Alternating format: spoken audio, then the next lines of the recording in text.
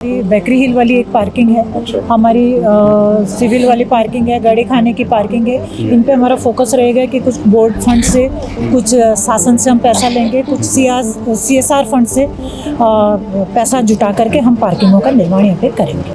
हमारे शहर कांग्रेस कमेटी के बहुत ही सम्मानित अध्यक्ष अमित गुप्ता जी, उत्तराखंड क्रांति दल के सम्मानित अध्यक्ष शहर कांग्रेस के नीतीश सुनियाल जी, यहाँ पर उपस्थित पत्रकार साथी, यहाँ पर उपस्थित मातृशक्ति और इस शहर के सभी सम्मानित लोग और जिनके बदौलत ये शहर चलता है, ऐसे हमारे पर्यावरण मित्र, आप सभी का आभार, धन्यवाद कि आप लोगों ने यहाँ पे समय निकाला। अपनी संवेदना भी प्रकट करती हूँ रीता महेश्वरी के लिए, लेकिन मैं कंप्लीट एक दिन उनके साथ हॉस्पिटल में रही। मेरी डॉक्टर से लगातार बातचीत हो रही थी, मेरे वहाँ जॉलीग्रांट के मैनेजमेंट से लगातार बातचीत हो रही थी, उनके परिवार के साथ मैं लगातार संपर्क में थी। लेकिन यहाँ जिस तरीके का र्यूमर फैलाया गया, क्या पालिका ने पटरी हटाते हुए किसी पुलिस बल का प्रयोग किया था, कोई लाठी चार्ज किए थे, कोई धक्का मुक्की की गई थी, तो मैं कहना चाहती हूँ कि इस तरीके के कम से कम उन लोगों को तो छोड़ दीजिए जो आज हमारे बीच में नहीं है, उन पे तो राजनीति मत कीजिए, कम से कम उन लोगों को आप बरस दीजिए और उन लोगों पे राजनीति ना करें। और पटरी वालों के लिए मैं बिल्कुल, आज हम लोगों ने 135 लोगों को यहीं पे बिठाया। ये आरोप हमेशा बोर्ड पे लगता रहा है कि देखिए टाउन हॉल तो हमारी देन है। अगर पर्यावरण मित्रों की बात करें, उनको जो भी सुविधा उपलब्ध करा रहे हैं वो हमारी देन है, जो भी काम हमारी देन है, हमारी देन है, हमारी देन। अगर आपकी इतनी बड़ी देन थी तो आपको तो जाना ही नहीं चाहिए था बोर्ड से, शहर की जनता को आपको पुनः लेके आना चाहिए था। डॉक्टर शुभम यहाँ पे रहेंगे जो MBBS डॉक्टर है, और जैसे मुझे ज्ञात हुआ है कि अगर किसी मरीज को रेफ़र करने की बात आती है तो यहाँ से सिर्फ गवर्नमेंट हॉस्पिटल के लिए ही रेफ़र किया जाएगा, ना कि प्राइवेट हॉस्पिटल के लिए। और बाकी बेसिक चीज़ें यहाँ पे सारी उपलब्ध है। और यहाँ जो भी मेडिसिन है, सही टोटल कितनी बताइए आपने? 124 124 तरीके की दवाइयाँ यहाँ पे उपलब्ध है, जो बिल्कुल फ्री दी जाएगी, फ्री उपलब्ध कराई जाएगी, किसी भी तरीके का कोई शुल्क नहीं लिया जाएगा। जो जिम्मेदारी शहर ने मुझे दी है, उस जिम्मेदारी को मैं बखूबी निभा रही, तो मुझे लगता है कि देखिए सामने वाले ने तो बोलना ही बोलना है। आप अच्छा करेंगे तब भी बोलेंगे, आप नहीं करेंगे तब भी बोलेंगे। दोस्त लोग हैं मेरे, जो पार्टी के सभी जो कार्यकर्ता हैं, चाहे वो वरिष्ठ श्रेष्ठ जितने भी लोग थे, और जिन लोगों ने भाजपा मसूरी के अंदर खड़ी करी है, उन लोगों से संपर्क किया। अच्छा। और उसके बाद फिर मैंने तय किया कि हाँ, मुझे दावेदारी पेश करनी चाहिए।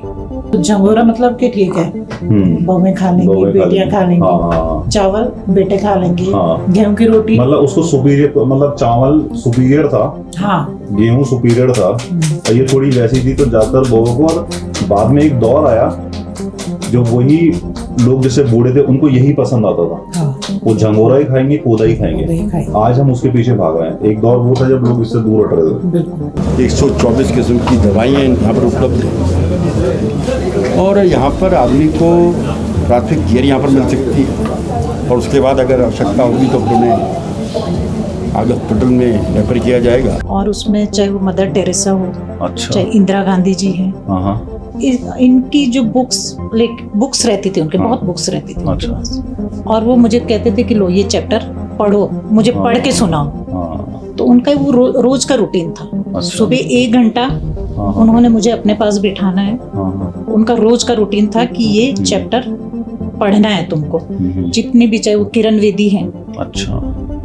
इन लेडीज महिलाओं से संबंधित जो भी बुक्स होती थी, वो मेरे फादर के पास वो कलेक्शन था। देखिए, अगर मैं रेडी पटरी वालों की बात करूं, कुछ दिन पहले अपने साथ मंत्री से बात भी, कुछ मीटिंग हुई थी इस विषय पे, कुछ होने वाला है। आज आपने मनसबी से भाषण किया, कुछ करेंगे?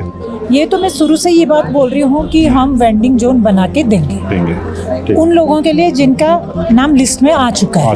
ठीक है। जो भाषणबाजी करने वाले, संजय टम्टा जी, मैं स्पेशली नाम लेना चाहूँगी। अच्छा। जो इतनी बयानबाजी कर रहे हैं, पालिका के द्वारा गोल्फ कार उनको आवंटित की गई है। ठीक। और इस शर्त पे की गई थी कि गोल्फ कार से जो भी इनकम होगी वो 50% उसके शेयर पालिका को दिया जाएगा और 50% जो जिसको गोल्फ कार दी गई है वो रखे। तो उनके नेतृत्व में हमारी टीम गंगी गई। अच्छा, परन जी के नेतृत्व में हमारी टीम गंगी गई और आप पहली बार उनसे वहीं मिले? मैं पहली बार उनसे वहीं अच्छा, मिली ओके।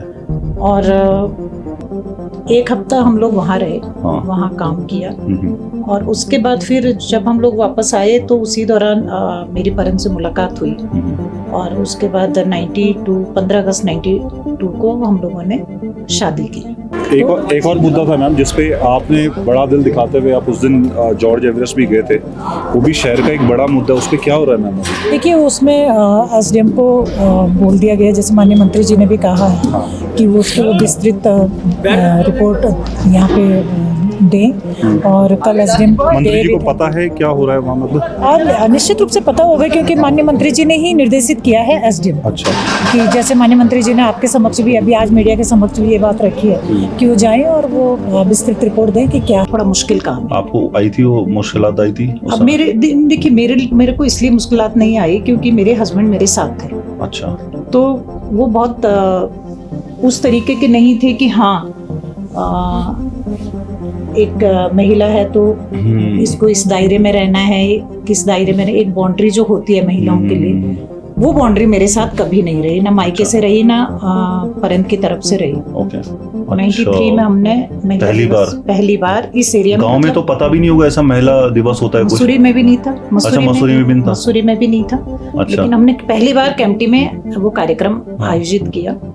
तो जब पहली बार मैं जानना चाह रहा हूँ, जैसे पहली बार आपने लेडीज को बताया कि महिला, उन्हें तो पता ही नहीं होगा महिला दिवस क्या होता है? हमें खुद भी नहीं था पता। अच्छा, खुद भी पता नहीं था? हमें खुद भी नहीं था पता। अगर पर्सनली मेरे को कोई सजेशन आया है किसी का और उसके पीछे किसी तरीके का कोई निजी स्वार्थ नहीं है तो निश्चित रूप से उस सजेशन को मैं बिल्कुल बहुत पॉजिटिव वे में लूंगी। अगर इस फील्ड में थोड़ा आगे बढ़ पाई हूँ तो उसमें मेरे हस्बैंड का और मेरे फादर का बहुत बड़ा रोल है, क्योंकि अगर फादर मेरे को वहां से वहां तक नहीं लाते तो फिर वो राइट। और फिर परंत के साथ जब शुरू हुआ मेरा सफर, तो अगर वो भी फ्री नहीं करते तो शायद मैं आगे नहीं बढ़। एक्चुअली वो जो ऑर्गेनाइजेशन थी वो तो स्कूल चलाते थे शायद? हाँ, स्कूल चलाते थे। महिला सशक्तिकरण पे उनका एक अच्छा काम था। राइट। तो मुझे वहाँ पे जो जिम्मेदारी मिली थी वो जो स्कूल प्री प्राइमरी एजुकेशन पे जो काम कर रहे थे उनकी मॉनिटरिंग की जिम्मेदारी मुझे मिली थी केम्प्टी में। नमस्कार, तेज इंडिया प्रेस में आपका स्वागत है। आज मसूरी नगर पालिका को पूरा 1 साल हो चुका है जब से ये नई अध्यक्ष बने हैं और ये पहली बार ऐसा हुआ है कि एक महिला अध्यक्ष मसूरी में बनी है। तो आज हम कवर करेंगे उनका, क्योंकि आज काफ़ी सारे प्रोग्राम हैं, तो हम उनके आवास पे आए हैं आज और उनके साथ पूरा कवर करेंगे। पूरा दिन कैसे चलेगा जानेंगे, क्या चुनौतियां रही हैं और कैसा अभी तक कार्यकाल रहा है उनका। हमने इससे पहले पूर्व के जो पालिका अध्यक्ष रहे उनसे भी बात करी थी, तो आज देखेंगे इनका दिनचर्या कैसा रहेगा और अभी तक क्या क्या काम ऐसे हैं जो इन्होंने करे हैं, कुछ ऐसे थे जो करना चाहते थे नहीं हो पाए, या फिर क्या आगे की प्लानिंग है, क्योंकि इश्यूज़ बहुत सारे मसूरी में, कैसे उसको टैकल कर रहे हैं वो। तो उनका डे टू डे लाइफ कैसे चलता है वो आज देखेंगे और बहुत सारे प्रोग्राम है, हम वहाँ जाएंगे इनके साथ, देखेंगे क्या प्रोग्राम हो रहा है और बीच बीच में इनसे बातें करते रहेंगे। तो आइए अंदर चलते हैं। पहली बार आपको कब पता चला कि लेडी सीट आ गई है मसूरी में? जिस दिन, पर आपको उस दिन लग गया था कि आप दावेदार हो सकते हैं? देखिए जहाँ तक पहली बार लेडीज सीट हो सकती है मसूरी में, ऐसा कुछ पहले से कंफर्म नहीं था। हाँ, ऑफ कोर्स। लेकिन जब रिजर्वेशन जिस चक्र में घूमा और उसके तहत जब यहाँ सीट रिजर्व हुई तो फिर मुझे लगा कि मुझे दावेदारी करनी चाहिए। अच्छा। और पार्टी मेरे पे भरोसा कर सकती है, ऐसा मुझे लगा। और उसके बाद पार्टी से ये तो आपको लगा, पर आपके आसपास भी लोग रहेंगे जिनको लगा होगा, कुछ रहते हैं ना, फैमिली वाले बोले होंगे कि यार चलो ट्राई कर सकते हैं आप भी दावेदारी का, या बाकी दोस्त लोग हो गए, शुभचिंतक हो गए? हाँ, नहीं, मुझे कई लोगों के कॉल आए। अच्छा। कि सीट रिजर्व हो गई है हाँ। और आप दावेदारी कर सकती हैं, हम्म, तो मुझे लगा कि क्यों ना एक बार ट्राई किया जाए। हम्म, और मैंने जितने भी, चाहे वो हमारे पार्टी के वरिष्ठ लोग थे हम्म, मसूरी शहर के अंदर हम्म, या मित्रगण थे, हम्म, तो मुझे लगा कि एक बार उन लोगों से भी राय ले लेनी चाहिए अच्छा। कि मुझे दावेदारी करनी चाहिए हम्म, या नहीं करनी चाहिए, मुझे सोचना चाहिए या नहीं सोचना चाहिए। हम्म। तो पहला काम मैंने यही किया। मतलब माहौल पता चले, क्या माहौल है आपके बिल्कुल। पक्ष में, हो सकता है नहीं हो बिल्कुल, सकता है। बिल्कुल। हाँ। पहले मैंने यही पता किया, हम्म, और जब मुझे लगा कि नहीं, मेरे जो दोस्त लोग हैं, हम्म, मेरे जो पार्टी के सभी जो कार्यकर्ता हैं, हम्म, चाहे वो वरिष्ठ श्रेष्ठ जितने भी लोग थे, हम्म, और जिन लोगों ने भाजपा मसूरी के अंदर खड़ी करी है, उन लोगों से संपर्क किया, अच्छा। और उसके बाद फिर मैंने तय किया कि हाँ, मुझे दावेदारी पेश करनी चाहिए। कितना दिन लगा होगा आपको? जैसे आज आपको पता चला, खैर सबको ही पता चल गया था सेम डे की लेडी सीट हो चुकी है, कितना दिन लगे उसके बाद? क्योंकि आई थिंक जैसे आप ट्राई कर रहे थे, और भी लोग होंगे, सभी लोग ट्राई करते हैं जिनकी इच्छा है। कितना दिन लगा कंफर्म होने के लिए कि हाँ यार मुझे इस पे लड़ना है, लोग भी चाह रहे हैं, सबका सपोर्ट मिल रहा है? कितने दिन लगे होंगे ये कंफर्म करने में आपको? देखिए, टाइम तो लगता ही है सोचने समझने के लिए। बिल्कुल। और जब लोगों के पहले तो हफ्ता 10 दिन तो मैं खुद पे ही सोचने लगी थी, विचार करने लगी थी कि मुझे ट्राई करना चाहिए या नहीं करना चाहिए।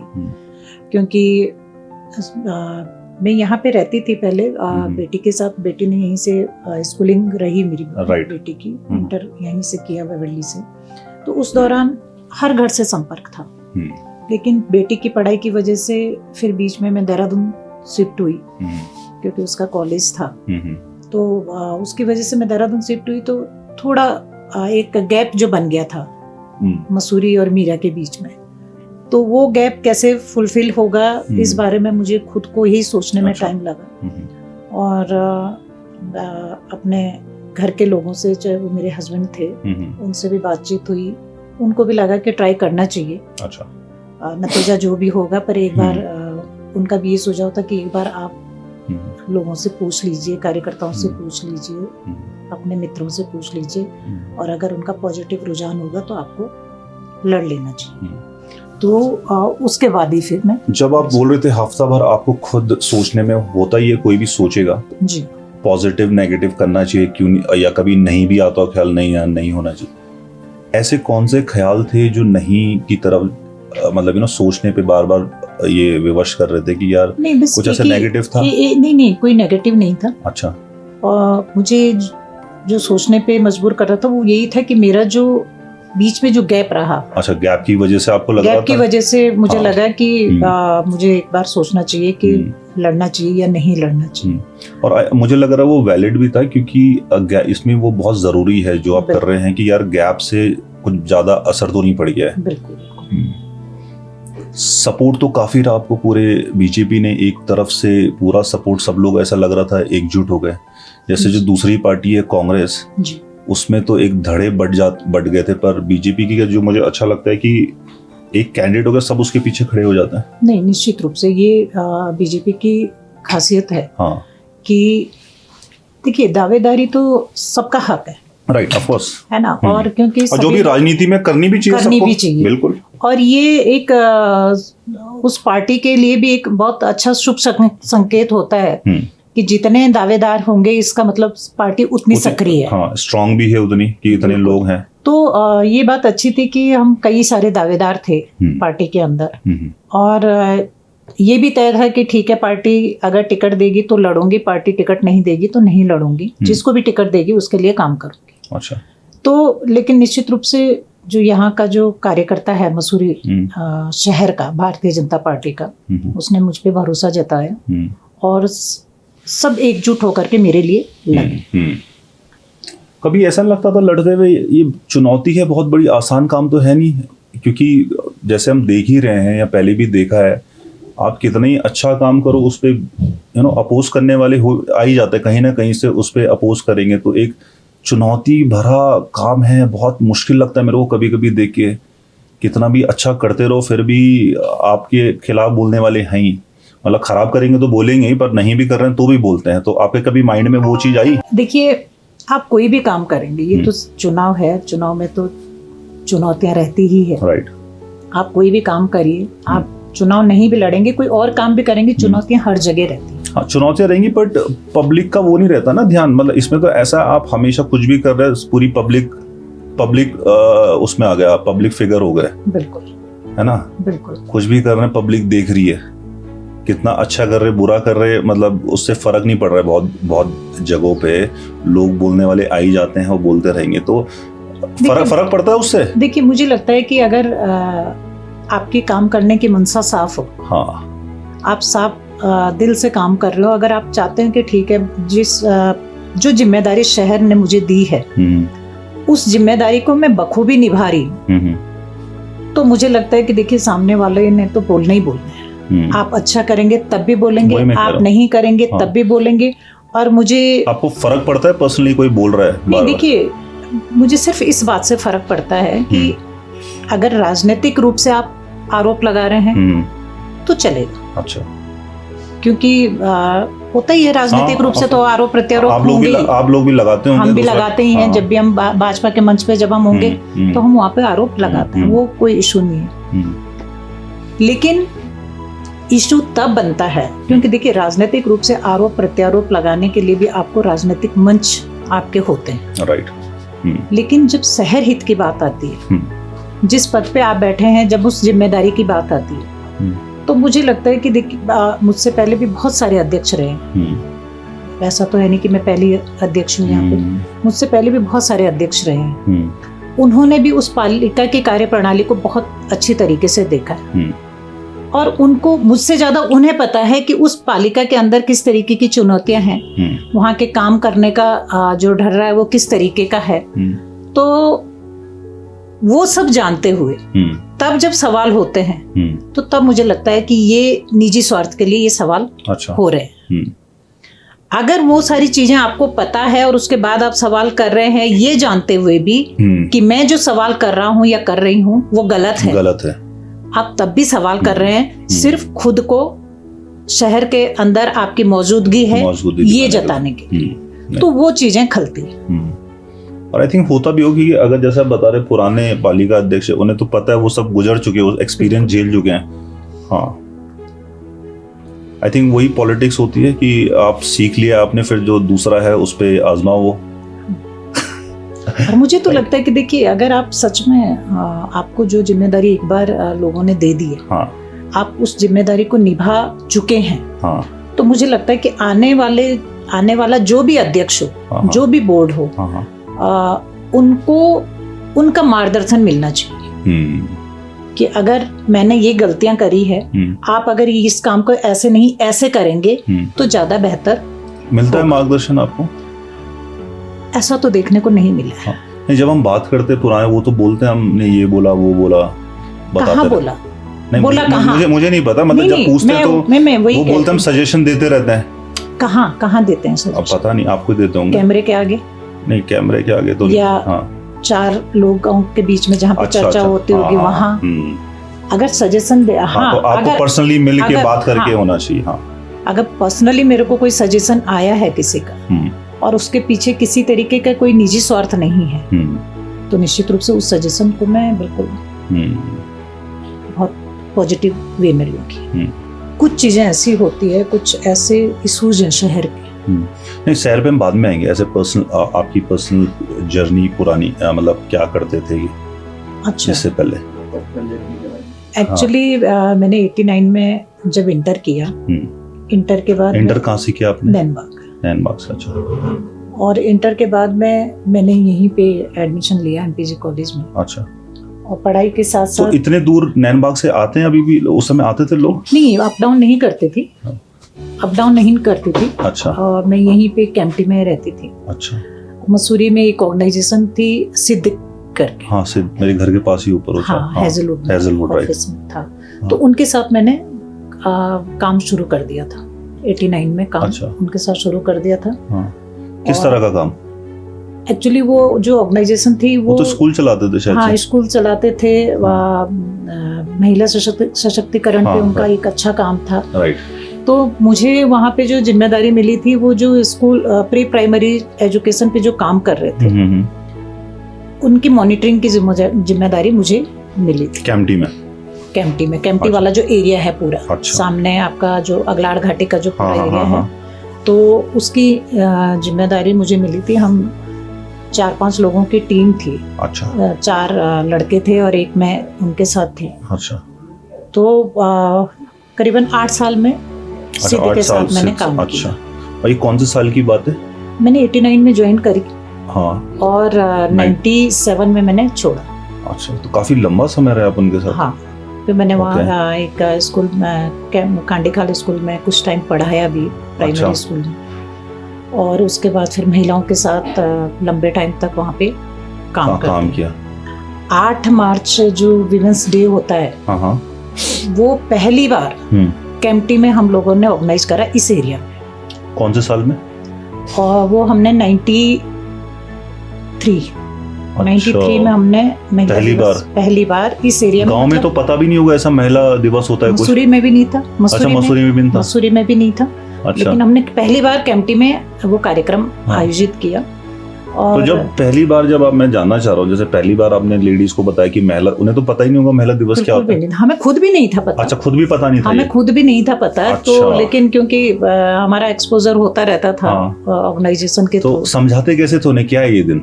आप यकीन नहीं करोगे कि हम लोग घर घर जा करके महिलाओं को लेके आते थे, पकड़ के लेके आते थे, क्योंकि उन्हें काम करने जाना है। 3-4 साल हमें बहुत मुश्किल हुई। अच्छा। इस दिन को सेलिब्रेट करने के लिए लोगों को, महिलाओं को इकट्ठा जमा करने के लिए। ओ, बाद में तो फिर महिलाओं को समझ में आने लग गया कि हाँ ये ऐसा भी कुछ होता है। तो फिर बाद में हमको कोई मेहनत करने की जरूरत नहीं होगी। लोग खुद ही गैदरिंग होने लगी महिलाओं की, और खुद ही फिर प्लान भी करने लगी कि किस तरीके से हमको इसको सेलिब्रेट करना है। तो इस तरीके से 97 तक मैं सिद्ध के साथ काम करती रही। अच्छा। और 91 में जब उत्तरकाशी में भूकंप आया था, 91, राइट, उस समय हमारी एक टीम, सिद्ध की जो टीम थी हमारी 6-7 लोगों की एक टीम, हमको गंगी भेजा गया, गुत्तू गंगी। अच्छा। गंगी में बहुत नुकसान हुआ था। हाँ, गंगी उत्तरकाशी से ऊपर आता है थोड़ा। ये टिहरी घनसाली है। घनसाली तो इधर आ गया। घनसाली है ना। हाँ। घनसाली से आगे गुत्तू। अच्छा। गुत्तू तक गाड़ी जाती थी। अच्छा। उसके बाद फिर गंगी पैदल था। अच्छा। तो हम लोगों की एक टीम को हम 4 लड़कियां थी। हाँ। और 4 लड़के थे। हाँ। मेरे जो हस्बैंड थे वो उत्तराखंड मूवमेंट में उस समय बहुत एक्टिव थे। तो ये 91 की, तो उस समय आप जैसे जा रहे थे तो लड़कियों का इतना एक्सपोजर तो था नहीं, तो फैमिली वाले भेज देते जाओ।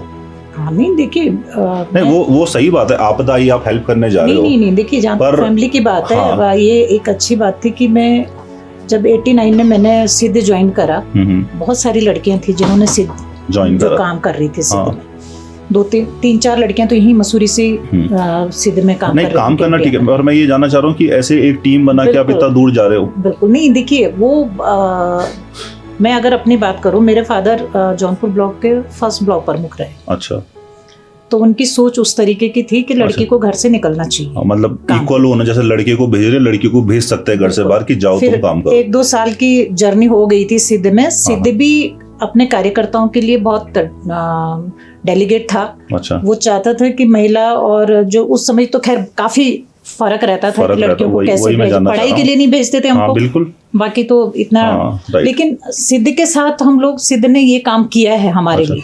तो आप खुद भी सिद्ध में काम कर रहे थे, खुद भी थोड़ा डेवलपमेंट आ गया था, वो बराबर ही आप देख रहे थे कि लड़का लड़की बराबर हैं, और जब आपको मौका मिला जाने का तो आपके माइंड में ऐसा थॉट नहीं है यार कि लड़की है नहीं जाना चाहिए? आपने बोला नहीं जाओ? बिल्कुल नहीं था, क्योंकि फैमिली वालों ने बोला जाओ। हाँ, हम एक्चुअली क्या, तो जब हम सिद्ध में होते थे तो हम बोल देते थे घर में कि हम वहां जा रहे हैं। अच्छा। सिद्ध वाले हमको वहां भेज रहे हैं। हाँ। तो घर वालों को भी लगता था कि नहीं, अगर ठीक है, जो सिद्ध के साथ अगर जा रहे हैं तो सुरक्षित है। तो फिर उस दौरान मेरे हस्बैंड उत्तराखंड मूवमेंट में बहुत एक्टिव थे, और उसी दौरान नागालैंड मूवमेंट भी था। दोनों मूवमेंट में बहुत एक्टिव थे। अच्छा। तो उनके नेतृत्व में हमारी टीम गंगी गई। अच्छा, परन जी के नेतृत्व में हमारी टीम गंगी गई और आप पहली बार उनसे वहीं मिले? मैं पहली बार उनसे वहीं अच्छा, मिली ओके।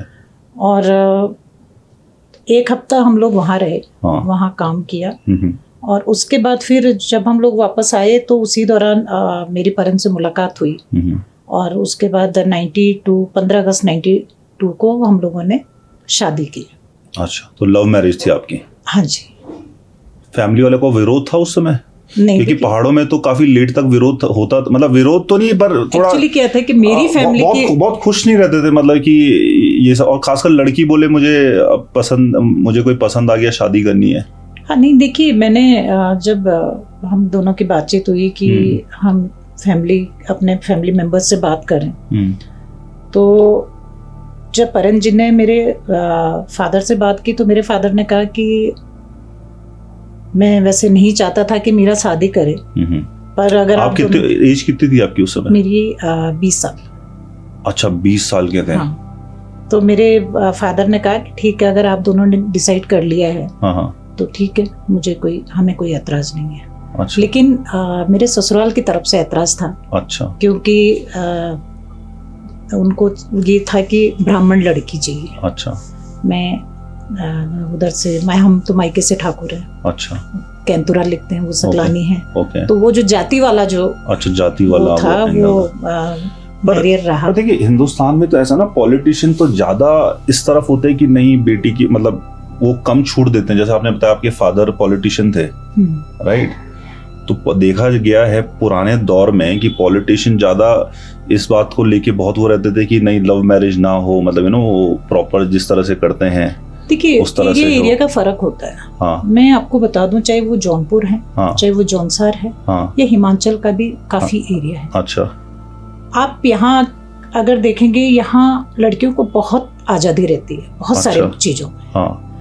वहीं क्योंकि मैंने तो देखा है, अपना ससुराल वाला पक्ष भी देखा है। हाँ। जो मेरे बिल्कुल हमारा कल्चर भी बिल्कुल नहीं मिलता है। बोली भाषा खान पान तो चलो फिर भी, पर बोली भाषा पहनावा कुछ भी नहीं मिलता है। नहीं मिलता, राइट। और वहाँ के तीज त्योहार, वहाँ के मैरिज फंक्शन और हमारे यहाँ के तीज त्योहार, हमारे यहाँ के मैरिज बिल्कुल अलग है। मतलब यहाँ की लड़की को उस सेटअप में अपना आप को फिट करना थोड़ा मुश्किल काम है। आपको आई थी वो मुश्किलात आई थी? अब देखिए मेरे को इसलिए मुश्किलात नहीं आई क्योंकि मेरे हस्बैंड मेरे साथ थे। अच्छा। तो वो बहुत उस तरीके के नहीं थे कि हाँ एक महिला है तो इसको इस दायरे में रहना है, किस दायरे में, एक बाउंड्री जो होती है महिलाओं के लिए, वो बाउंड्री मेरे साथ कभी नहीं रही, ना मायके से रही, ना परंत की तरफ से रही। ओके। और इसलिए, और मेरा गांव में ज्यादा रहना हुआ नहीं, ससुराल में। जब आपकी शादी, आपके हस्बैंड कितने साल के थे उस समय? 25। ओके। नहीं, मुझे एक चीज अच्छी लगी कि जैसे आपने बताया वो दिख के भी आ रहा है, क्योंकि आप सीधा हस्बैंड का नाम ले पा रहे हैं, तो बड़ी बात है। मतलब ना, जैसे आजकल तो लेते हैं हस्बैंड वाइफ अपने हस्बैंड का, तो उन्होंने उतना कंफर्टेबल आपको फील कराया ताकि आप उनका नाम ले सके, एक दोस्त की तरह जैसे रहता है। हम नाम ही लेते हैं। हाँ, नहीं, अच्छी बात है वो तो इसलिए मैं अगर इस फील्ड में थोड़ा आगे बढ़ पाई हूँ तो उसमें मेरे हस्बैंड का और मेरे फादर का बहुत बड़ा रोल है। क्योंकि अगर फादर मेरे को वहां से वहां तक नहीं लाते तो फिर वो राइट। और फिर परंत के साथ जब शुरू हुआ मेरा सफर, तो अगर वो भी फ्री नहीं करते तो शायद मैं आगे नहीं बढ़ पाती। जब पहली बार आपके हस्बैंड आपके पेरेंट्स से मिले होंगे बातचीत करने के लिए जी, तो उनको कैसे लगे वो? देखिए मेरे पेरेंट्स का बहुत साफ सुथरा जो एक सवाल था कि जब, क्योंकि परन एक बहुत ही कहेंगे कि मन में रखने वाले इंसान नहीं है। अच्छा, वो बहुत बेबाकी से बोलते हैं जो भी चीज उनको बोलनी होती है। तो उन्होंने बहुत स्पष्ट रूप से बोला था कि देखिए हम लोगों ने डिसाइड करा है कि हम शादी करेंगे, और बाकी आपकी राय क्या है वो हम जानना जरूर चाहेंगे। तो मेरे फादर के भी सिंपल से शब्द थे कि जब आपने डिसाइड कर ही लिया है तब क्या, तो फिर हमारी इसमें हम किसी तरीके से कोई बाधा आप लोगों को उत्पन्न नहीं कराएंगे। उन्होंने एक बार मुझसे पूछा कि आप बताओ मीरा, आपकी क्या राय है? तो मैंने कहा कि हाँ मैं चाहती हूँ कि मैं शादी करूँ इनसे। तो अच्छा। मैंने कहा कि ठीक है, हमें कोई एतराज नहीं है। मॉम, आपकी मदर का क्या रिएक्शन था? मेरी मदर हमेशा ही सपोर्टेबल रही है। अच्छा। हाँ, बच्चों के लिए या हस्बैंड के लिए, जो हस्बैंड ने बोले वो? अच्छा, दोनों के लिए मेरी मदर हमेशा सपोर्टेबल रही है। हाँ, थोड़ा भाइयों का था कि नहीं दूसरा कल्चर है, दूसरा उस समय जौनपुर के लिए सकलाना एक बहुत दूर हो गया था। और दूसरी बात की ना वहाँ किसी तरीके की कोई रिश्तेदारियां थी हमारे यहाँ से, और दूसरा की एकदम अलग कल्चर है, हम किसी को जानते नहीं है, पता नहीं कैसा होगा क्या होगा। हाँ, क्योंकि उस समय जो शादियां होती थी वो जान पहचान भी ऐसे ही बहुत गहरी लगाते थे। कौन किसको जानता है, फैमिली हिस्ट्री पता करते थे। तो शादियां होती थी, उस बारे में दोनों फैमिली अननोन थी, एक दूसरे जानते ही नहीं, कोई नहीं जानते। तो इसलिए थोड़ा भाई लोगों का थोड़ा वो विरोध था, लेकिन फादर ने कहा कि वो इतनी बड़ी हो चुकी है कि वो समझ सकती है कि अच्छा क्या है, बुरा क्या है। तो ये तो बड़ी बात है। 20 साल तो मुझे लग रहा है बहुत कम उम्र है। उस उम्र में आपके फादर बोल पा रहे कि इतनी समझ है क्या सही गलत की। बिल्कुल। तो ये तो काफी अच्छी बात है। एक्चुअली मतलब उनके ख्यालात कैसे रहे होंगे कि 20 साल की लड़की को बोल रहे समझ सकते हैं। आज तो मुझे लग रहा है 25, मतलब समझ खैर पर्सन टू पर्सन में डिपेंड करती है। हाँ, पर 20 साल काफी कम एज है। आप यकीन नहीं करोगे कि मेरे जो फादर हैं, हाँ, क्योंकि हम लोग गांव में रहे, स्कूलिंग भी वहीं से हुई है, तो वो जब सुबह उठते थे तो सुबह उठ के वो जब हम मेरे को बिठाते थे कि तुम यहाँ पे बैठो, बाकी जो भाई लोग थे या घर के और लोग थे वो काम पे लग जाते थे, लेकिन वो मुझे अपने पास बिठाते थे। अच्छा। और उसमें चाहे वो मदर टेरेसा हो, अच्छा, चाहे इंदिरा गांधी जी हैं, इनकी जो बुक्स रहती थी उनके, बहुत बुक्स रहती थी उनके पास, और वो मुझे कहते थे कि लो ये चैप्टर पढ़ो, मुझे पढ़ के सुनाओ। तो उनका वो रोज का रूटीन था। अच्छा। सुबह 1 घंटा उन्होंने मुझे अपने पास बिठाना है। उनका रोज का रूटीन था कि ये चैप्टर पढ़ना है तुमको, जितनी भी, चाहे वो किरण वेदी हैं, अच्छा, इन लेडीज महिलाओं से संबंधित जो भी बुक्स होती थी वो मेरे फादर के पास वो कलेक्शन था, और वो रोज मुझे एक चैप्टर पढ़वाते थे। आई थिंक वो जो आप बता रहे हैं अपने फादर की, मुझे लग रहा है वो उन्हीं बुक से आया है। जब वो आप बता रहे हैं मदर टेरेसा, ऐसे ऐसे लेडीज का सुने तो वो भी देखते होंगे, मतलब यार बच्चे को ऐसे आगे, लड़की है तो उन्हें भी आगे पुश करना चाहिए। और वो हमेशा मुझे कहते थे, क्योंकि मुझे अच्छे से याद है उनका, कि वो एक बार किसी काम से 15 दिन के लिए बाहर चली गई, और मेरी दादी ने मेरे कान में छेद कर दिया था। अच्छा। जब मेरे फादर लौट के आए तो उन्होंने देखा कि जब मेरे कान में छेद देखा तो वो बहुत गुस्सा हुआ मेरी दादी के। क्यों? उन्होंने कहा कि देखिए ये जैसे पायल पहनना, मतलब वो जो महिलाओं के लिए एक जो जेवर बने रहते थे ना कि नहीं ये पहनने महिलाओं को, या सिंदूर डालना, नाक में लौंग डालना, तो उन सारी चीजों के खिलाफ मेरे फादर शुरू से रहे हैं।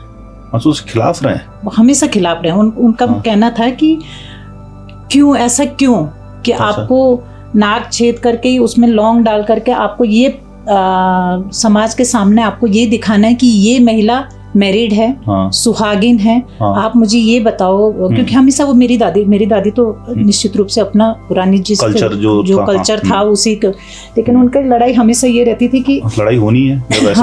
कि आप मुझे ये बताइए कि जो लड़का होता है उस पे क्या ऐसा चिन्ह होता है कि जिससे आप ये समझ पाओ कि ये मैरिड है या अनमैरिड है। आप क्यों एक लड़के पे ही क्यों ये सारी चीजें थोपना चाहते हैं। तो एक दिन मैंने गलती से पायल पहन ली थी, तो बोला कि सब जगह मैं एक मोटी चैन बना देता हूँ लोहे की, पूरे पाँव में डाल दो, वो ये बेड़ियां हैं तुम्हारे लिए, ये तुम्हारा श्रृंगार नहीं है। बच्चे रहे होंगे, आपको खराब नहीं लगा सुन के पिताजी ऐसे बोल रहे? क्योंकि हमें लगता था, लड़कियां तो चाहेंगे ना सुंदर रहना है, जैसे बाकी लड़कियां गरीब वैसा करना। तब हमें लगता था कि ऐसे कैसे, वो हम कुछ भी नहीं पहन सकते थे, मतलब हम कान में नहीं पहनते थे, हम नाक में तो पिताजी ने होने ही नहीं दिया, छेद नहीं करने दिया मेरे फादर ने नाक में, कि नहीं करोगे तो नहीं करोगे, यहाँ छेद करना है तो सब जगह छेद करो, सब जगह कुछ ना कुछ डाल दो, तो ये तुम कोई ऐसी कोई चीज नहीं हो कि जिसको जैसे मर्जी वैसे सजा दो। सहेलियों के साथ जाते होंगे, आपको खराब लगता हो सब सज धज के आ रहे, आप नहीं सज धज पा रहे? हाँ, नहीं लगता था, सहेलियां चिढ़ाती होंगी। नहीं, होता ही था, वो होता ही हाँ। कि लो हमने ये पहना, वो जैसा होता है गांव में तो हाँ, हाँ। अक्सर होता है। लेकिन मेरे फादर का हमेशा विरोध रहा उस बात को लेकर के। और आज मुझे लगता है कि हाँ नहीं, फादर जो उस समय जो बात कहते थे उसके पीछे कुछ तो था, और क्या था अब समझ में आ रहा है कि हाँ निश्चित रूप से ये सारी आई थिंक वो आगे की सोच थी, उस समय लोग समझ भी नहीं पा रहे होंगे। हाँ बिल्कुल राइट। और उसी तरीके से फिर मुझे परम भी उसी तरीके से मिले। आप हमने उनका नेचर भी वैसी है। उनका नेचर भी वैसी था कि ये सारी चीजें अच्छा। बहुत जरूरी नहीं है एक हाँ। महिला के लिए।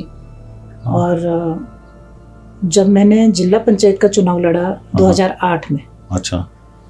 तो क्योंकि मैं ससुराल वाले एरिया से लड़ रही थी, तो वहाँ चाहे वो गांव के मेरे ससुर थे, सास थी, तो उनका सबसे पहले नहीं सुहाग के रूप में, क्योंकि तब ना तो बिंदी लगती थी ना मंगलसूत्र पहनती थी। अच्छा। तो तब उन्होंने जब सवाल करने शुरू करे, तो तब मैंने हाँ, क्योंकि अब पॉलिटिक्स लोग नोटिस करेंगे वो चीज। चीजें होती हैं। हाँ। फिर मैंने परम को कहा कि परम एक मंगलसूत्र बना के पहन लेते हैं, हाँ। कोई इसी पे कोई बड़ा इशू ना बन जाए। हाँ। तो तब मैंने 2008 में 91 में मेरी चलो शादी। मंगलसूत्र कुछ और तो पहनते होंगे, जेवर वेवर कुछ पहनते नहीं थे कुछ आप? नहीं, हम बस मैं कहीं शादी फंक्शन में जाना है? आर्टिफिशियल में कान में डालती थी। अच्छा, नहीं गले में ऐसे जेवर वेवर हार वार? कभी नहीं, कभी नहीं? कभी नहीं। उसके बाद ये सारी चीजें शुरू हुई। तो बाद में आपको खराब नहीं लगता था जैसे शादी के बाद भी आप कोई फंक्शन में जा रहे, शादी फंक्शन में, कि जैसे लोग सज धज के आ रहे हैं और आप सज धज के नहीं जा रहे? नहीं देखिए, मेरे लिए सजना या तब तक आप वो छोड़ चुके थे, यार मुझे फर्क नहीं पड़ रहा जैसे मैं हूँ? सही बात तो ये थी। अच्छा, वो था सही बात ये थी कि हाँ। क्योंकि सिद्धि में रह करके भी वो सारी क्योंकि सिद्धि भी एक तरीके से गांधीवादी विचारधारा से था। करता अच्छा। था, तो इसलिए बहुत सारी चीजें वहां भी छूट गई। फादर भी उसी लाइन पे थे, तो कुछ चीजें फादर ने छुड़वाई, कुछ चीजें सिद्ध में रह करके माहौल उस तरीके का था कि अपने आप से छूट गई थी। फिर जिनके साथ शादी हुई उनका भी ऐसा कोई वो प्रतिबंध नहीं था, तो वो स्टेप बाय स्टेप चीजें ऐसी होती गई कि अपने आप से सारी चीजें नॉर्मल होती गई। और मुझे चीजें खलने मतलब नहीं खलती थी कि हाँ ऐसा नहीं है तो ऐसा होगा, ऐसा नहीं है तो ऐसा होगा। और उसकी वजह से लोगों का क्या व्यवहार चेंज होता था आपके साथ? देखिए जैसे आप लेडीज के साथ गांव में जा रहे हो, जैसे मैंने शादी ब्याह का ही बताया, थोड़ा आपको नजर आता था वो, या आप ध्यान भी नहीं देते थे उस तरफ? देखिए एक चीज मैं बता दूं कि मुझे अपने एरिया की एक अच्छी बात लगती है कि उस तरीके की चीजें नहीं होती है। अच्छा, लोग जज करते नहीं है कि कौन क्या है। ओके। वो कोई इस तरीके से जज नहीं करते हैं कि आपने क्या देखो, होना तो वैसी चीज समाज में वैसी होनी चाहिए, इन चीजों पे लोग जज ना करे, पर ज्यादातर होता क्या है कि और लोग फिर अगर जज करते भी हैं लोग तो सामने नहीं बोलते हैं। हाँ, अच्छा, सामने उनके अच्छा बिहेवियर में क्या पता नहीं जज चलता। करते हैं, उनके बिहेवियर में वो चीजें दिखती नहीं, दिख के नहीं आई आपको, तो इसलिए मुझे कभी चीजें खली भी नहीं। जो भी चेंजेस हुए हैं वो 2008 में जब चुनाव लड़ा उसके बाद ही हुए। जैसे आपके साथ आपने बहुत बताया कि फादर कैसे ट्रीट करते थे, बाकी लोग कैसे ट्रीट करते, जैसे हस्बैंड ने कैसे ट्रीट किया आपको, तो कहीं ना कहीं आप आगे बढ़ते गए लाइफ में। अभी आपकी बेटी है, आपने उतना ही फ्रीडम दे रखा है अपनी बेटी को? नहीं कि जैसे आपके फादर बोलते थे कि ये पायल नहीं पहनी, पर आप क्या नहीं, वही? मैं नहीं रोकती हूँ उसको, मैं नहीं रोकती। मतलब उनकी मर्जी है, हाँ, मैं नहीं पहनी है पहनो, बिल्कुल मैं नहीं रोकती हूँ। मैं बस इतना बता देती हूँ, नाक छिदवाना छिदवाओ, आपकी मर्जी है। मैं इतना बता देती हूँ कि देखो तुम नाक में छेद करोगी तो भी कोई फर्क नहीं पड़ने वाला, नहीं भी करोगी तो भी कोई फर्क नहीं पड़ना। राइट। तुम क्योंकि देखिए वो आज के जमाने की, अब चीजें तो बदलती है, समय के साथ बदलती है। राइट। मैं उसको भी यही बोलती हूँ कि ठीक है, तुझे जो ठीक लगता है तुम करो, लेकिन हाँ उसके पीछे तर्क क्या रहता है ये मैं जरूर उसको बता देती हूँ। मेरे हस्बैंड भी उसको बता देते हैं कि बेटा तुम अगर पायल पहन रही हो या तुम ये काम कर रही हो तो इसके पीछे ना करने का ये लॉजिक था। मैं उसको सुनाती हूँ, अपने फादर की कहानियां भी सुनाती हूँ कि मेरे फादर क्यों इन सारी चीजों के लिए मना करते थे। और फिर मैं छोड़ देती हूँ उस पर, डिसीजन उस पर छोड़ देती हूँ कि आपको करना है तो आप करो, आपको नहीं करना है तो आप मत करो। राइट। आपको शायद पता, मतलब पहले के लोग कोदा, मतलब जैसे मेरी दादी थी वो कोदे की ही खाती थी, मोटी बनती थी ना पहले, अब तो खा नहीं सकते हो रोटी, बहुत डिफिकल्ट है खानी। उसको बनाना ही, प्योर कोदों को तो बनाना ही मुश्किल होता है। झंगोरा खाते हो? बहुत। पहले पता नहीं, मुझे मेरी दादी बताती थी कि पुराने जमाने में झंगोरा और जैसे कोदा वोदा है, ये बहुओं को दिया जाता था क्योंकि उसका टेस्ट अच्छा नहीं होता था। घरों में 2 तरीके का चावल बनता था। हाँ, हमेशा 2 बनता था, एक नॉर्मल चावल, एक झंगोरा, बनेगा ही बनेगा। तो झंगोरा मतलब कि ठीक है, बहुएं खा लेंगी, बेटियां खा लेंगी। हाँ। चावल बेटे खा लेंगे। हाँ। गेहूं की रोटी, मतलब उसको सुपीरियर, मतलब चावल सुपीरियर था, हाँ, गेहूं सुपीरियर था, और ये थोड़ी वैसी थी। तो ज्यादातर बहुओं को, और बाद में एक दौर आया जो वही लोग जैसे बूढ़े थे उनको यही पसंद आता था। हाँ, वो झंगोरा ही खाएंगे, कोदा ही खाएंगे। आज हम उसके पीछे भाग रहे हैं। एक दौर वो था जब लोग इससे दूर हट रहे थे। बिल्कुल। और अब तो खैर गांव में ढूंढने से भी नहीं मिल पा रहा है। बहुत डिफिकल्ट है, मतलब लोगों ने खेती छोड़ दी। आपकी इधर अभी गांव की तरफ होती है खेती? थोड़ा बहुत। ससुराल साइड कैश क्रॉप की तरफ चले गए लोग, अब तो अच्छा। आलू मटर पे चले गए। तो ये कोदा झगोरा तो बंद है बिल्कुल। कोई नहीं रहा। पर कैश क्रॉप की तरफ लोग मटर आलू इन पे चले गए।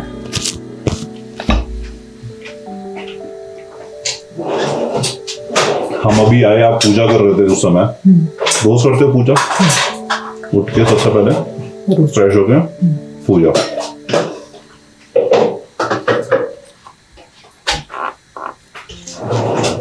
पहले से था कि एक ब्राह्मण फैमिली में शादी हुई, उसके बाद ये हुआ? नहीं, पहले से नहीं था। मेरे परिवार में, मायके में आपको मंदिर नहीं मिलेगा। अच्छा, मंदिर ही नहीं करना? बस जो हमारे जो कुल देवता हैं बदराज, उनकी पूजा होती थी, पर क्योंकि कंटिन्यू घर में ऐसा कुछ नहीं था कि दिया जलना है, किसी के घर में भी नहीं जलता था हमारे यहाँ पे। आपके फादर कहीं कम्युनिस्ट पार्टी से तो नहीं थे? नहीं। ये तो पूरा वैसी विचारधारा लग रही है कम्युनिस्ट वाली। नहीं, पर वो जो हमारे इष्ट देव हैं भद्राज, हाँ, उनको हर संग्राम में, अच्छा, एक बार उनको उनकी अच्छा, देवी देवताओं की पूजा होती थी जो सिर्फ भद्राज देव, कुल देवता जो वगैरह, हमारे कुल देवता हैं। हाँ, जैसे पुराने जमाने में यहाँ होता था पहाड़ों में। हाँ, पहले तो इन्हीं की पूजा होती थी। हाँ।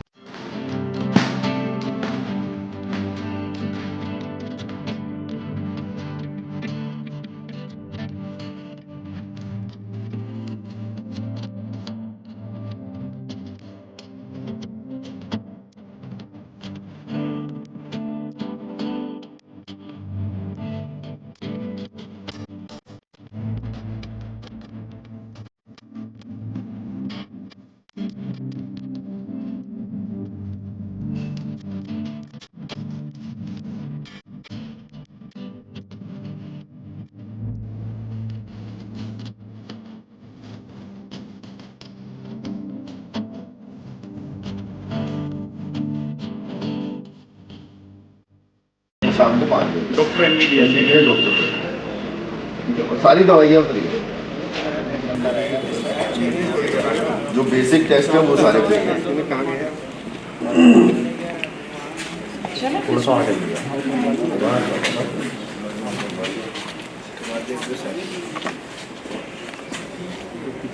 आप आइए।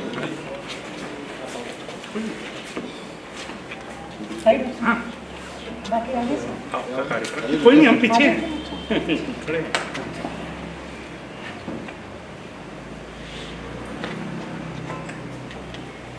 थाली में पैसे वाले, थाली में पैसे खाली खाली में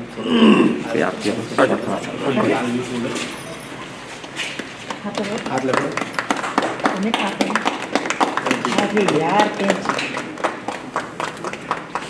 सीजर अपना दे दो, सीजर दे दो वहाँ से, सीजर दे दो। हो गया, चलो। की व्यवस्थाएं नहीं है, लेकिन ये जो आयुष्मान आरोग्य केंद्र जो बना है ये यहाँ पे, मुझे लगता है ये एक मील का पत्थर साबित होगा उस दिशा में। और जैसा कि आप लोगों ने अभी बताया कि सुबह 9 बजे से और शाम 5 बजे तक यहाँ पे हॉस्पिटल, मतलब 9 बजे हॉस्पिटल खुल जाएगा और 5 बजे तक यहाँ पे जो भी फैसिलिटीज़ हैं वो यहाँ पे उपलब्ध रहेगी। डॉक्टर शुभम यहाँ पे रहेंगे जो MBBS डॉक्टर है। और जैसे मुझे ज्ञात हुआ है कि अगर किसी मरीज को रेफ़र करने की बात आती है तो यहाँ से सिर्फ गवर्नमेंट हॉस्पिटल के लिए ही रेफ़र किया जाएगा, ना कि प्राइवेट हॉस्पिटल के लिए। और बाकी बेसिक चीज़ें यहाँ पे सारी उपलब्ध है। और यहाँ जो भी मेडिसिन है, सर टोटल कितनी बताइए आपने? 124 124 तरीके की दवाइयाँ यहाँ पे उपलब्ध है जो बिल्कुल फ्री दी जाएगी, फ्री उपलब्ध कराई जाएगी। किसी भी तरीके का कोई शुल्क नहीं लिया जाएगा। पर्ची के लिए भी शायद किसी तरीके का कोई शुल्क नहीं लिया जाएगा। बस आपको जो भी यहाँ पे आता है उसको अपना एक आधार कार्ड यहाँ पे देना होगा, जो मुझे लगता है कि जो ज़रूरी भी है ताकि मरीज की पहचान भी बनी रहे, आगे का उसका ट्रीटमेंट भी चलता रहे। तो इसलिए पुनः आप सबको बधाई देती हूँ और उम्मीद करती हूँ कि इस सेंटर का उपयोग आप अच्छे तरीके से करेंगे। और मैं डॉक्टर से भी ये निवेदन करूँगी, आपकी पूरी टीम से भी, कि आप कोशिश कीजिएगा कि भरपूर सेवाएं यहाँ पे दें, क्योंकि यहाँ के लोगों को ज़रूरत है इस चीज़ की। और अगर ज़रूरत नहीं होती तो मैं कहना चाहूँगी कि ये जो भवन भले ये पालिका का है, लेकिन ये हुसैनगंज के लोगों को हम लोगों ने समर्पित किया था कि वो अपने छोटे बड़े फंक्शन यहाँ पे करते थे। तो लेकिन चीज़ों को देखते हुए प्राथमिकता के हिसाब से आप लोगों ने सहयोग करा पालिका को और ये भवन हमको वापस दिया ये हॉस्पिटल चलाने के लिए। तो मुझे लगता है क्योंकि लोकल लोगों का सहयोग यहाँ पे हमको भरपूर रहेगा, किसी भी तरीके की कोई दिक्कत नहीं आएगी। फिर भी कोई दिक्कत आती है तो पालिका तो आपके साथ और हमारे सभासद जी तो आपके साथ हमेशा 24 घंटे उपलब्ध हैं। तो बहुत बहुत धन्यवाद और बहुत बहुत बधाई।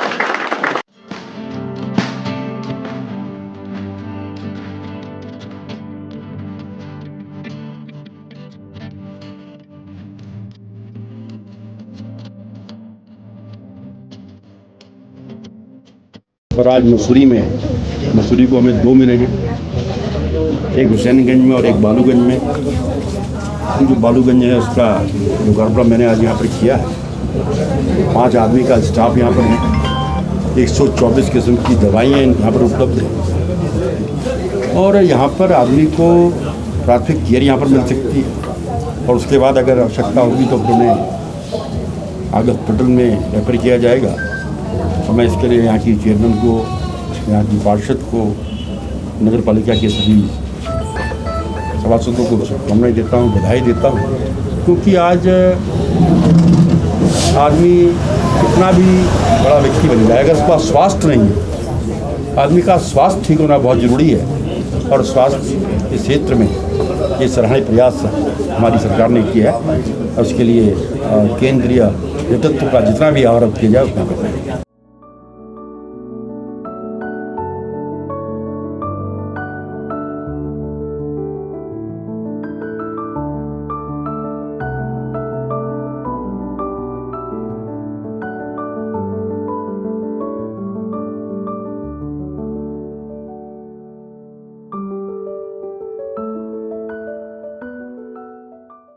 मंच पर उपस्थित हमारी सभासद रुचि गुप्ता जी, हमारी सम्मानित सभासद गौरी थपलियाल जी, हमारी सम्मानित सभासदा शिवानी भारती जी, हमारी सम्मानित सभासदा नीतू चौहान जी, हमारी सम्मानित सभासदा बबीता मल जी, हमारे बहुत ही सम्मानित सभासद पवन थलवाल जी, सम्मानित सभासद विशाल खरोला जी, सम्मानित सभासद अमित भट्ट जी, हमारे सम्मानित सभासद रणवीर कंडारी जी, हमारे युवा साथी और सम्मानित सभासद सचिन गौहर जी और मंच पर उपस्थित भारतीय जनता पार्टी के मंडल अध्यक्ष, व्यापार मंडल के भी आप सम्मानित अध्यक्ष हैं भाई रजत अग्रवाल जी, हमारे शहर कांग्रेस कमेटी के बहुत ही सम्मानित अध्यक्ष अमित गुप्ता जी,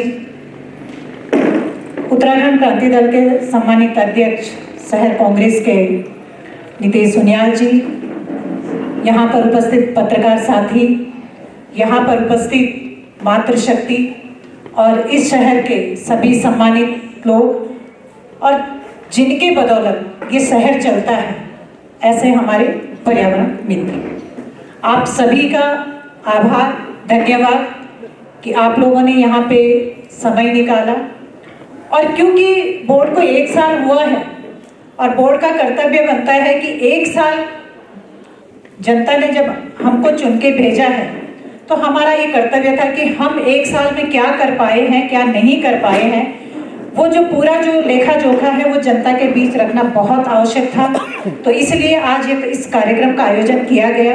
मैं धन्यवाद करना चाहूँगी अपने सभी सम्मानित सभासद गणों का भी कि उनकी ये राय थी कि हम सबको अपना जो भी हमारा लेखा जोखा है 1 साल का वो शहर के लोगों के समक्ष जाना चाहिए। आज पालिका के माध्यम से उन संविधान कर्मचारियों को भी कंबल आवंटित किए गए हैं। दूसरी बात, ये आरोप हमेशा बोर्ड पे लगता रहा है कि देखिए टाउन हॉल तो हमारी देन है। अगर पर्यावरण मित्रों की बात करें, उनको जो भी सुविधा उपलब्ध करा रहे हैं वो हमारी देन है।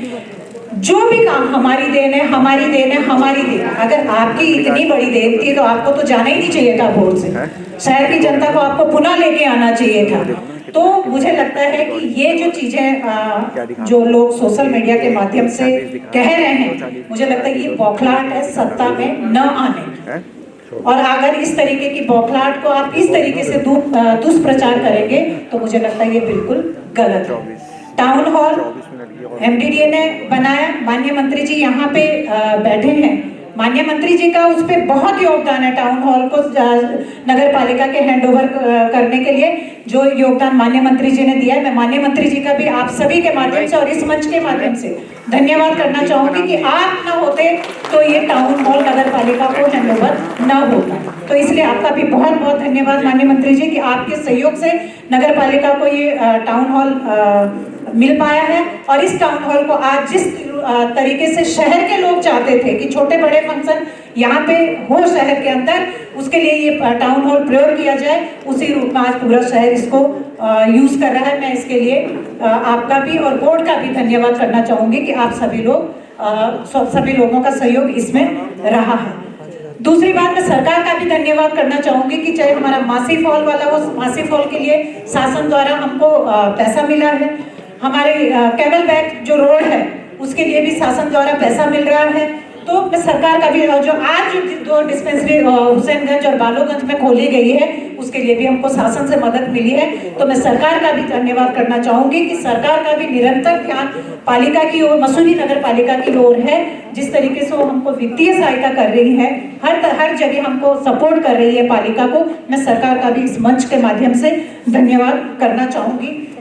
इसी तरीके से बहुत सारे काम है। मैं एक जो अहम मुद्दा है पटरी का, बहुत सारे र्यूमर है कि अभी जो कई सारी चीजें हैं। अभी एक रीता महेश्वरी जो लेडी थी जो यहाँ पे जिसका निधन हुआ है, आपके संज्ञान में लाना चाहती हूँ। रीता माहेश्वरी जी जिस दिन बर्फ पड़ी थी वो बेचारी बर्फ में फिसल गई थी, उसके सर पे गुम चोट आई थी जिस वजह से उसको हॉस्पिटलाइज होना पड़ा। और यहाँ पे र्यूमर फैलाया गया है कि पालिका द्वारा प्रताड़ित करके उसको हॉस्पिटलाइज होना पड़ा, आज उसकी डेथ हो गई है। मैं पहले तो मुझे दुख है इस बात का कि वो महिला आज हमारे बीच में नहीं है, मुझे इस बात का बेहद खेद है। मैं अपनी संवेदना भी प्रकट करती हूँ रीता महेश्वरी के लिए।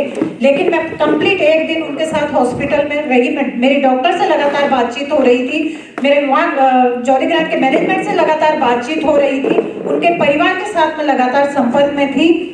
लेकिन यहाँ जिस तरीके का र्यूमर फैलाया गया, क्या पालिका ने पटरी हटाते हुए किसी पुलिस बल का प्रयोग किया था, कोई लाठी चार्ज किए थे, कोई धक्का मुक्की की गई थी। तो मैं कहना चाहती हूँ कि इस तरीके के कम से कम उन लोगों को तो छोड़ दीजिए जो आज हमारे बीच में नहीं है, उन पे तो राजनीति मत कीजिए, कम से कम उन लोगों को आप बरस दीजिए और उन लोगों पे राजनीति ना करें। और पटरी वालों के लिए मैं बिल्कुल, आज हम लोगों ने 135 लोगों को यहीं पे बिठाया है, उन 135 लोगों को आप लोगों के माध्यम से संदेश देना चाहती हूँ कि उनको बहुत अच्छे तरीके से हम लोग एस्टेब्लिश करेंगे। हम लोग उनको ऐसे ही सड़क पे नहीं छोड़ेंगे।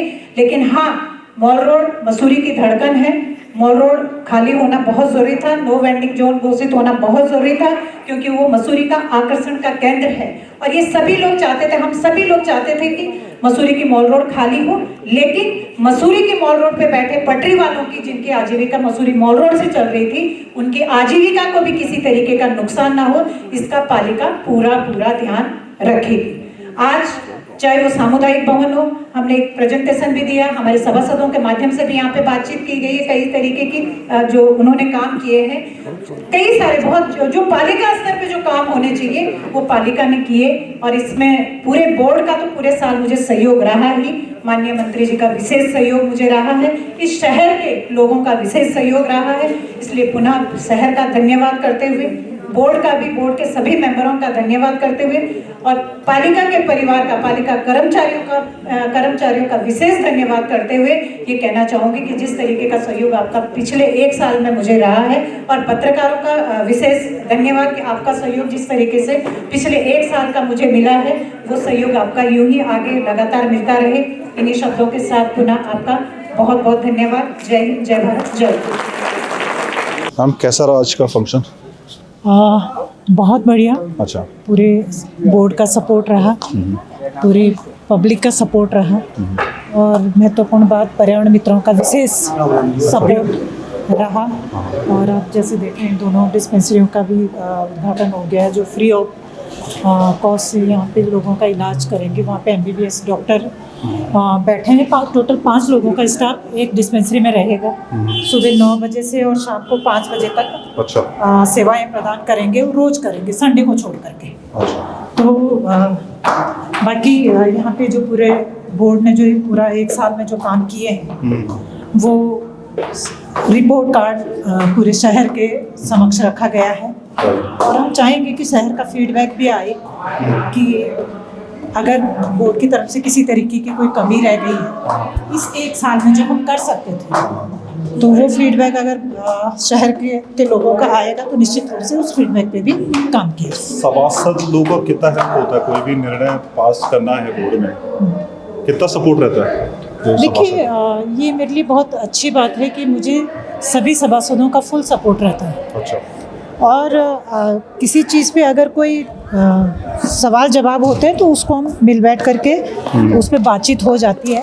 कभी इत्तेफाक होता है कि बोर्ड की बैठक में कोई 1-2 सभासद, ये ज़रूरी नहीं है कि सभी सभासद हर मुद्दे पे संतुष्ट हो, और होना भी नहीं चाहिए, क्योंकि 13 लोग हैं, 14वीं अध्यक्ष होती है, तो 14 लोग हैं तो 14 तरीके की विचारधारा के लोग हैं, तो निश्चित रूप से कहीं ना कहीं थोड़ा कुछ किसी मुद्दों पे एक साल के अंदर में कुछ बड़े मुद्दे थे, 1-2 तो आपने बहुत अच्छे से सुलझा भी दिए, खासकर जो सफाई कर्मचारियों का एक इशू चल रहा था वो आपने स्मार्टली अपने काफ़ी अच्छे से उसको पूरा किया। रेडी पटरी वालों को भी लग रहा था एक तरह से एक टाइम पे कि हो गया सॉल्व, पर अभी वो दोबारा रोड पे आ गए हैं। देखिए अगर मैं रेडी पटरी वालों की बात करूं, कुछ दिन पहले अपने मंत्री जी से बात भी, कुछ मीटिंग हुई थी इस विषय पे, कुछ होने वाला है। आज आपने मंत्री जी से भाषण किया, कुछ करेंगे? ये तो मैं शुरू से ये बात बोल रही हूँ कि हम वेंडिंग जोन बना के देंगे उन लोगों के लिए जिनका नाम लिस्ट में आ चुका है। ठीक है। जो भाषणबाजी करने वाले संजय टमटा जी, मैं स्पेशली नाम लेना चाहूँगी। अच्छा। जो इतनी बयानबाजी कर रहे हैं, पालिका के द्वारा गोल्फ कार उनको आवंटित की गई है। ठीक। और इस शर्त पे की गई थी कि गोल्फ कार से जो भी इनकम होगी वो 50% उसके शेयर पालिका को दिया जाएगा, और 50% जो जिसको गोल्फ कार दी गई है वो रखेंगे। लेकिन संजय टमटा जी का अभी तक हमारे पास पिछले 4-5 महीने से किसी तरीके का कोई कंट्रीब्यूशन जो पालिका का होना चाहिए था उनकी तरफ से नहीं आया। उनको नोटिस दिया गया इस बात के लिए कि आप जो पालिका का अंश है उसको आप जमा कीजिए, तो फिर वही जो बयानबाजी वो करते हैं सोशल मीडिया के माध्यम से कि मुझे पर्सनली टारगेट किया जा रहा है। हम किसी को टारगेट करने के लिए यहाँ पे नहीं आए हैं, लेकिन जो रूल सबके लिए वो आपके लिए भी, पालिका के द्वारा जो घर है वो भी पालिका का है जिसमें वो रह रहे हैं। आपको किस बात की जरूरत है? आप किस बात को लेकर के बयानबाजी कर रहे हैं? तो सवाल उन लोगों पे उठता है जो बयानबाजी कर रहे हैं, वो ऑलरेडी पालिका के द्वारा उनको आवास आवंटित है, उनको आवंटित भी नहीं है, रह रहे हैं पालिका के आवासों में, और गोल्फ कार आवंटित है। एक और मुद्दा था मैम जिसपे आपने बड़ा दिल दिखाते हुए आप उस दिन जॉर्ज एवरेस्ट भी गए थे, वो भी शहर का एक बड़ा मुद्दा, उस पर क्या हो रहा है मैम अभी? देखिए उसमें एसडीएम को बोल दिया गया, जैसे माननीय मंत्री जी ने भी कहा है कि वो उसकी विस्तृत रिपोर्ट यहाँ पे दें और कल एसडीएम मंत्री जी को पता है क्या हो रहा है वहाँ मतलब? और निश्चित रूप से पता होगा क्योंकि माननीय मंत्री जी ने ही निर्देशित किया है एसडीएम अच्छा कि जैसे माननीय मंत्री जी ने आपके समक्ष भी अभी आज मीडिया के समक्ष भी ये बात रखी है कि वो जाएं और वो विस्तृत रिपोर्ट दें कि क्या है। एक और मैम क्वेश्चन था, कल जैसे आपने मंच से भी पूर्व पालिका अध्यक्ष अनुज गुप्ता के लिए बोला है आज, तो उनका एक क्वेश्चन ये था कि जो रोड्स और पार्किंग का काम है वो ठप पड़ा हुआ है, 1 साल में हमने कुछ करा ही नहीं उस पर। देखिए अगर वो ये उम्मीद कर रहे हैं कि 1 साल के अंदर अंदर ये बोर्ड सारे काम कर दें मसूरी के, तो वो पॉसिबल नहीं। इस बोर्ड ने जो 1 साल के अंदर जो किया है काम, वो हमने वो पूरा लेखा जोखा जनता के सामने रख दिया है और पालिका की पूरी कोशिश रहेगी, चाहे वो पार्किंग के मुद्दे हों, कोई भी इशू हो, हम उन चीज़ों पे पार्किंग, विशेष रूप से मैं पार्किंग की बात कर रही हूँ, ये जो हमारा जो सेकंड ईयर होगा अच्छा, उस पे काम करेंगे, उस पे फोकस रहेगा। कौन सी पार्किंग रहेगी आपकी नज़र में अभी जिस पे आपका फोकस रहेगा? देखिए हमारी 2-3 पार्किंगें हैं, चाहे हमारी बेकरी हिल वाली एक पार्किंग है, अच्छा। हमारी सिविल वाली पार्किंग है, गड़े खाने की पार्किंग है, इन पे हमारा फोकस रहेगा कि कुछ बोर्ड फंड से, कुछ शासन से हम पैसा लेंगे, कुछ CSR फंड से पैसा जुटा करके हम पार्किंगों का निर्माण यहाँ पे करेंगे। Thank you so much ma'am, आज पूरा दिन आपने हमारे साथ बिताया। धन्यवाद आपका। शुभकामनाएं आपके लिए, आगे 4 साल अच्छे जाए आपके। Thank you so much.